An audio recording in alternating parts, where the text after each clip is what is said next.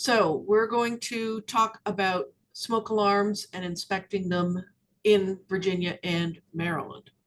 So this is what we're going to be talking about this evening, talking about the history of smoke alarms, how they work, because I think it's important to know how something works that you are inspecting, the procedures to inspect them, and what kind of reporting is required.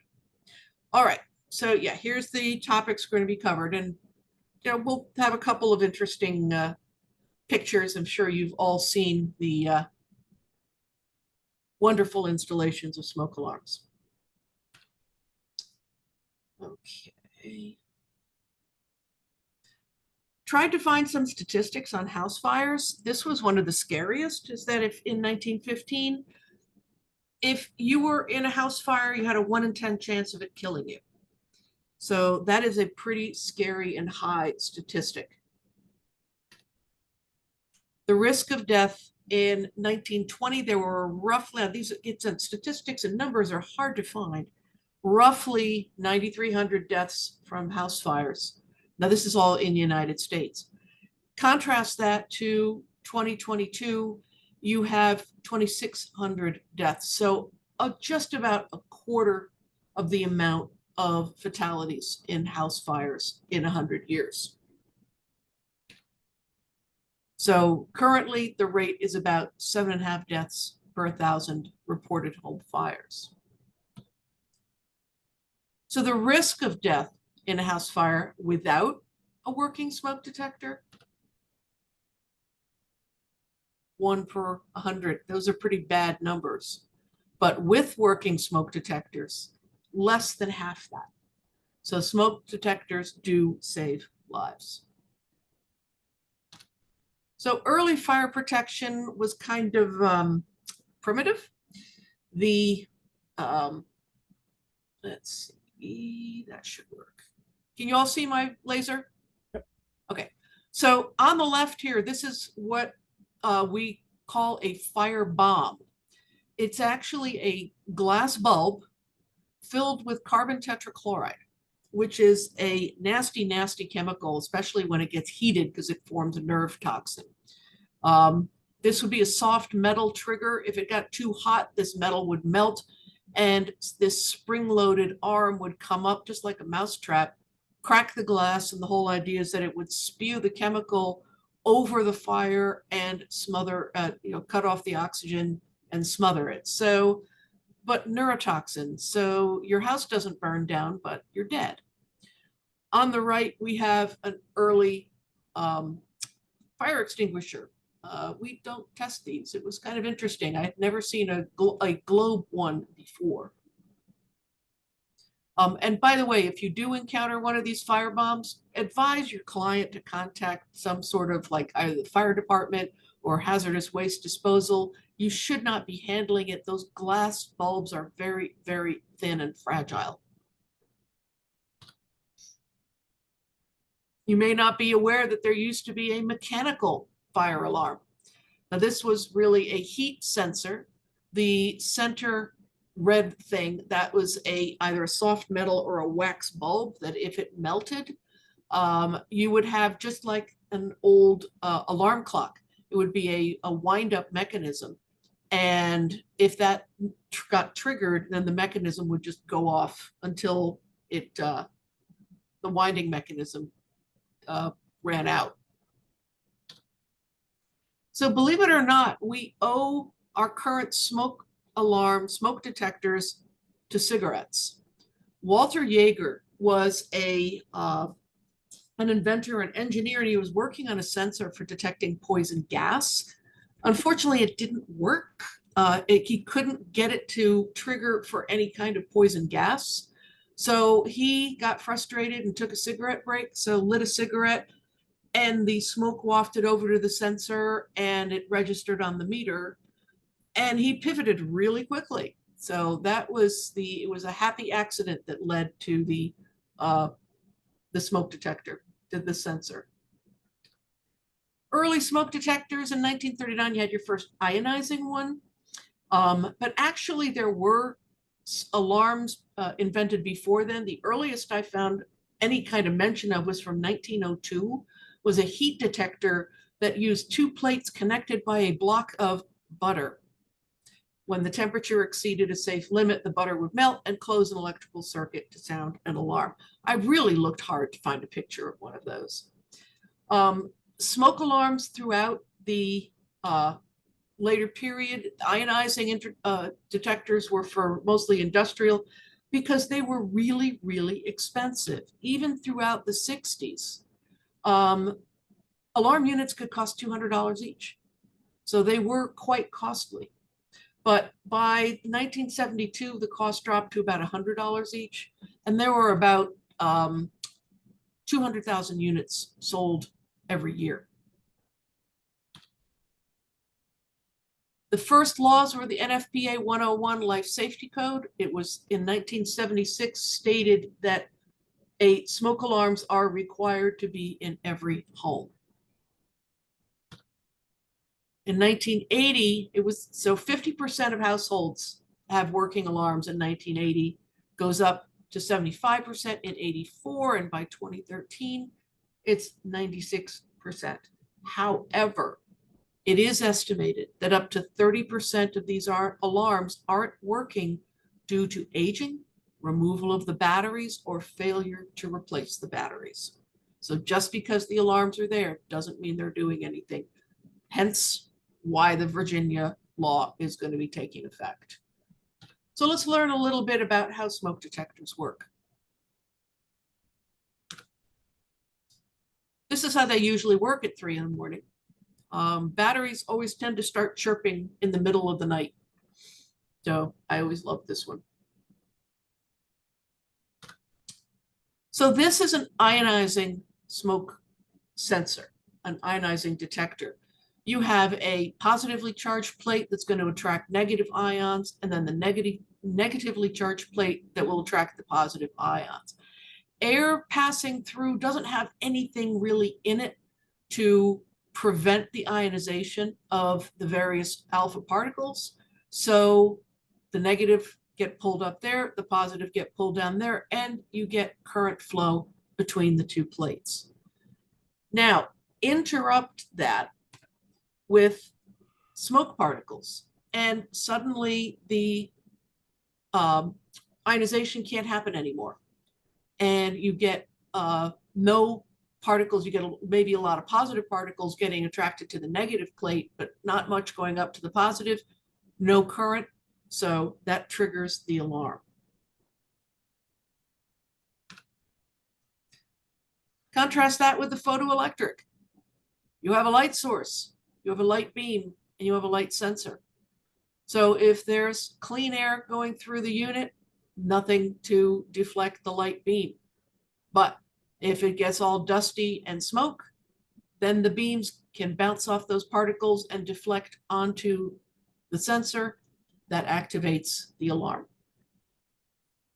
So it's much simpler. Add to that the photoelectrics, the ionizing, they do have a small amount of radioactive material, but it's been determined that it's no more than background radiation.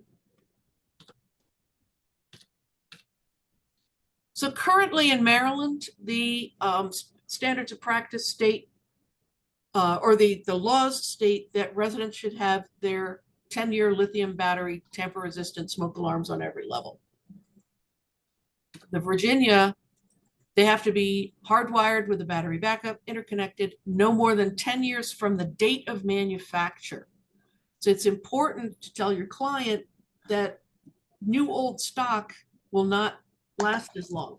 Just because you bought it in 2014, it's not going to last till 2024 if it was manufactured in 2011.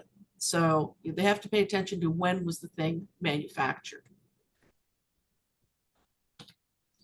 In Maryland, there is a new law that began on Monday, and this pertains to multi-unit high-rise buildings. And it is that if they are not protected by an automatic sprinkler system, they have to post this notice in the building. 1-inch high letters in contrasting background It's not protected, and it has to be conspicuously posted at all main building entrances as approved. So if you're going into an old high-rise condo, if it doesn't have a sprinkler system, it's supposed to now have a warning sign stating that. So where should these things be installed? General rule, one on every level, one in each sleeping space. They need to be between 4 and 12 inches from the ceiling and on an inside wall. If they're not on the ceiling, they can be on an inside wall. Now that means there should not be less than 4 inches from the top of the unit to the ceiling and no more than 12 inches from the ceiling to the bottom of the unit. So that's a pretty narrow installation window. They also need to be away from combustion appliances and at least 3 feet from a door to a bathroom, forced air supply ducts, and then the ceiling or whole house vent fans. Now it says supply ducts. It can be near a return, but not near a supply. So that doesn't look like 3 feet.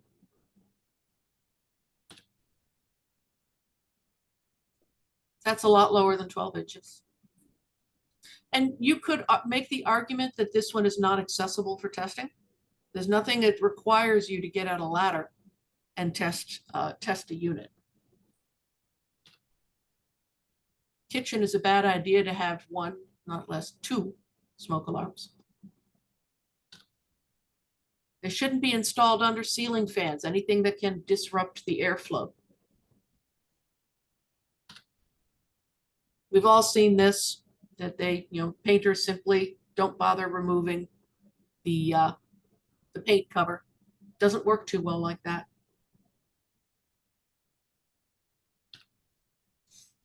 And we have all seen this as well. Old units that discolored, the sensor most likely does not work anymore anyway, because it is really the sensor that has that fails.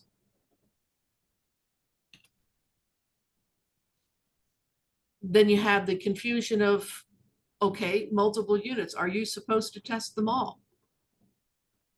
Is there such a thing as a representative sample for smoke alarms with regards to testing? I think it should be clarified, because we do see lots of locations where there are multiple smoke alarms or units that sure look like smoke alarms that are on the ceiling. And which one is primary? Are they all working? Should you test them all? Which one is the alarm that's connected to the fire department that you don't want to test? Exactly. That's the big thing. We're going to be getting into that. The Maryland SOP is simply to report the presence or absence of smoke detectors. That's it. I don't know, because I don't think it's gone to commentary yet, if there's a new SOP coming, if that addresses more than just presence or absence. I look forward to reading it. But right now, that's what we do. For Virginia, same thing. You're supposed to report the presence or absence.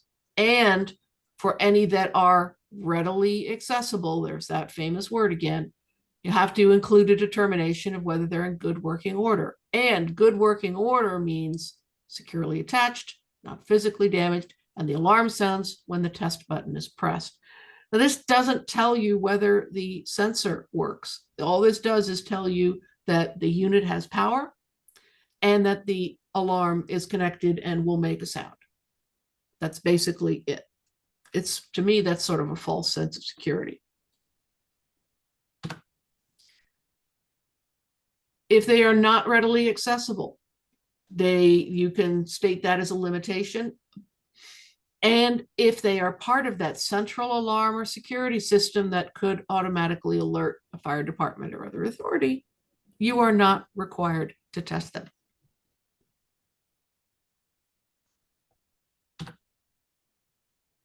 You have to state in your report which alarms are not in good working order. So you can't just say 2 of the alarms didn't work. You have to specify which ones, state, describe the location so that someone can immediately go to them and correct it. and which alarms are not readily accessible or have any other limitations. No battery in it would be a limitation. In addition, you have to include this wording in your report. So this is something that you need to add to your comment library in your software so that it automatically shows up in the appropriate section. I don't need to read it to you. You can do a screenshot, or you can look at the, I think Barry sent out an email that had a link where you could review the materials as well. But this is what you have to put in your report.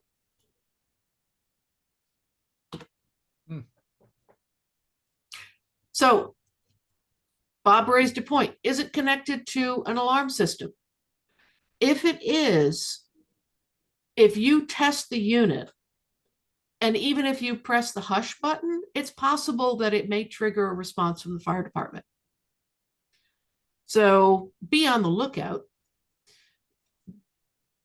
It actually happened to us once when the smoke alarm went off because a pizza burned, and we silenced it. And 3 minutes later, there's a fire truck at the door.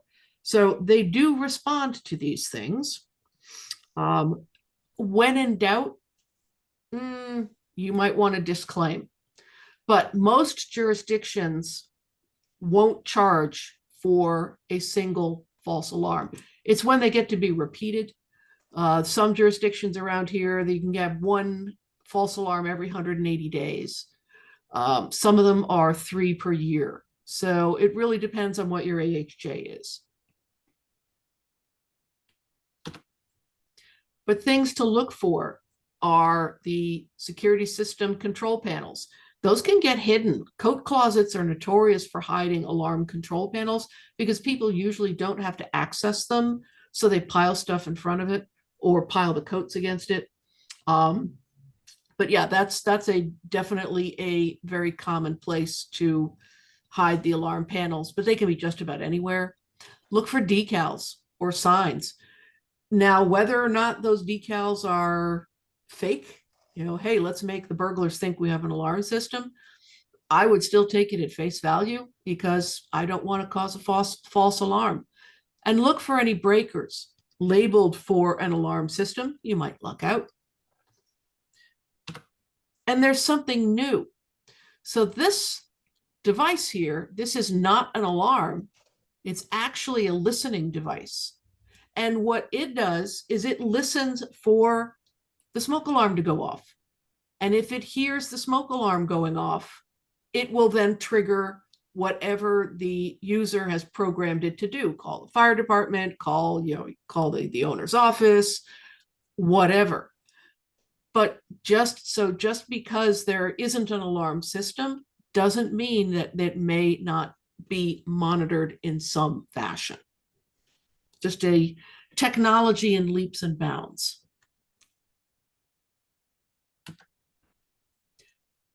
To test, you just press the test button. It's usually red. If they are interlinked, all the other units in the house should also sound. This is where it can be helpful to have somebody else in the house and have them go as far away from where you are about to press the test button, have them go as far away as they can and see if they either can hear the unit you triggered or if the alarms go off where they are. But if they don't go off, definitely it should be included in the report that they're not interlinked, and they should be interlinked. And if, of course, if you press the button and nothing happens, the unit may be defective and should be replaced. Now, if you want to test the sensor, there are definitely products out there that you can use to test the sensor. There's smoke check spray. Some people use a couple of matches or a incense stick or something. Anything that can give off particles can test the sensor. It's not required under the testing rules because really the only test acceptable test is to press that test button.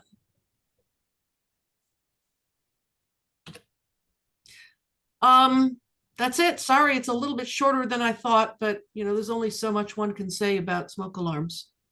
Other than we see the craziest installations and all of that. Did anybody have any questions? I can't guarantee I can answer them, but. Do you make any recommendations as to whether they should use photoelectric versus, versus the ionizing? Right. These days, it's pretty much all the units I've seen have been dual sensor.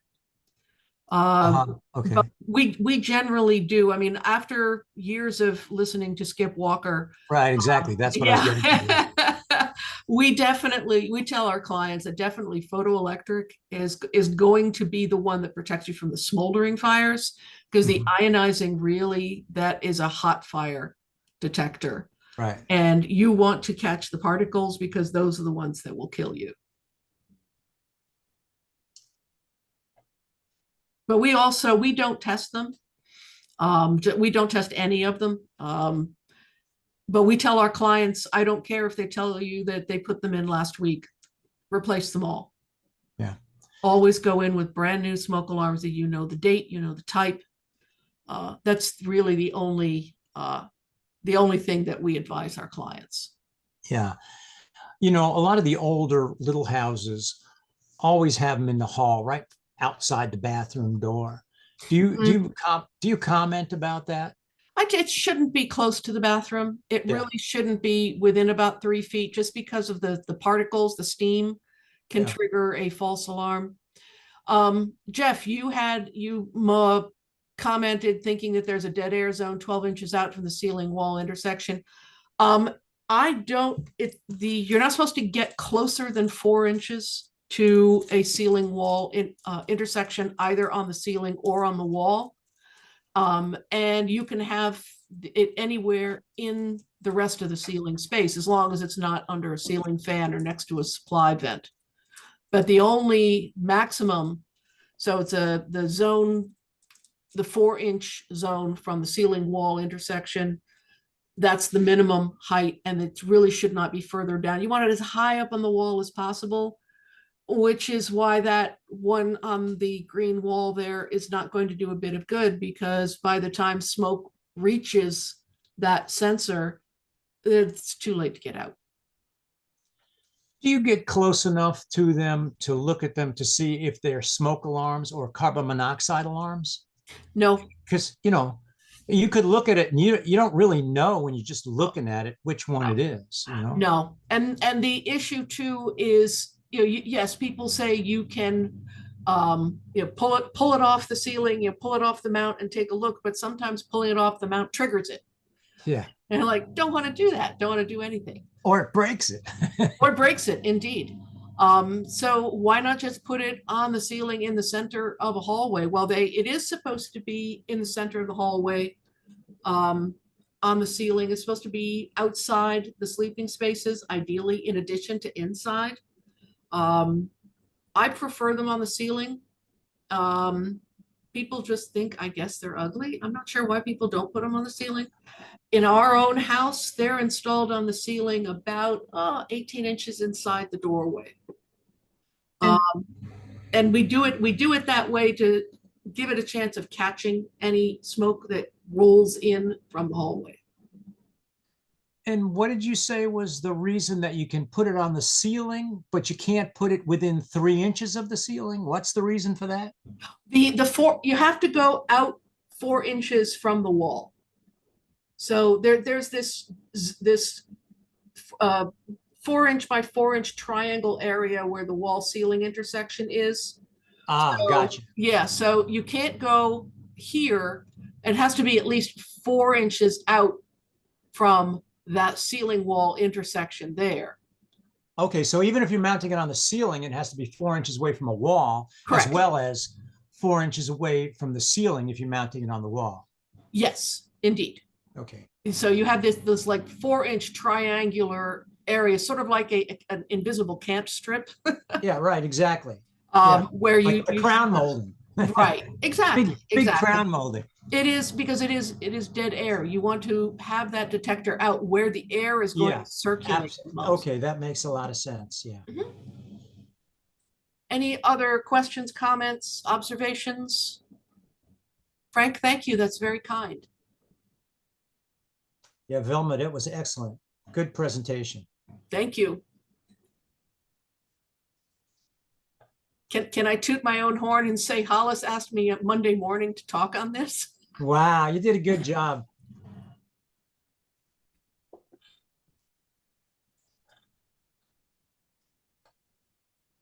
Any other, has anybody else seen a really old smoke alarm?